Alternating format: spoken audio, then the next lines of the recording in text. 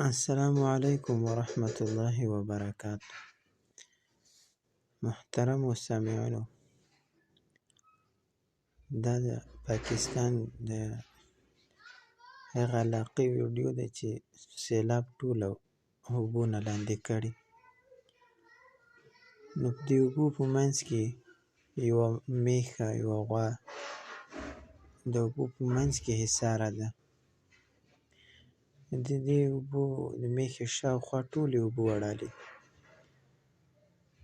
دا میښه د اوبو دغه تکو تورو خړو اوبو کې سر ښکته کوي او الله تعالی روزي پکې ورکوي. تاسو د دې غوا خولې ته وګورئ چې کله اوبو کې خوله کته کړي، له اوبو خوله کې واښه راشي، تک شنه واښه پکې خوله کې راشي. دا د الله تعالی یو هغه وعده ده چې له انسانانو سره یې کړې چې والله خیر الرازقین، الله تعالی بهتره رزق ورکوونکی دی.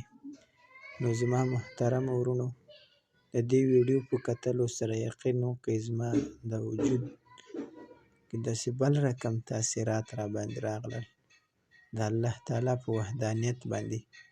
له دې نه غټ دلیل بل څه شی کیدلی شي که په زړونو کې مو ایمان وي او په الله تعالی باندې مو باور وي.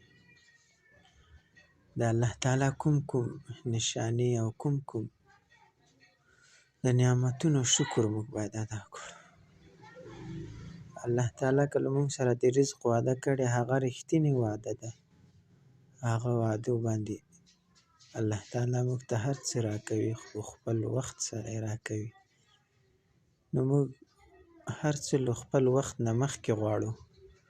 څه چې الله تعالی زموږ لپاره مناسب لیکلي وي، هغه موږ له خپل وخت نه مخکې غواړو. الله تعالی دې وکړي چې خفه شوي نه یې او ویډیو مو خوښه شوې او دا ویډیو مخته هم در سره نشر کړئ، زموږ چینل در سره سبسکرایب کړئ. موږ به دغسې عجایبو غرایبو ویډیوګانې تاسو سره شیر کوو. الله تعالی دې وکړي چې ستاسو ایمانونه هم تازه شوي وي. د الله تعالی په وحدانیت باندې دا یو ډېر غټ دلیل دی چې په تکو تورو اوبو کې او د سیلاب په اوبو کې الله تعالی یو ځناور ته خوراک ورکوي، نو موږ ته به یې ولې نه راکوي؟ موږ خو د اشرف المخلوقات الله تعالی پیدا کړي یو. نو ورونو، وخت مو نه نیسم، چینل سبسکرایب کړئ، ویډیو مخته شیر کړئ. الله دې تاسو ته اجر درکړي.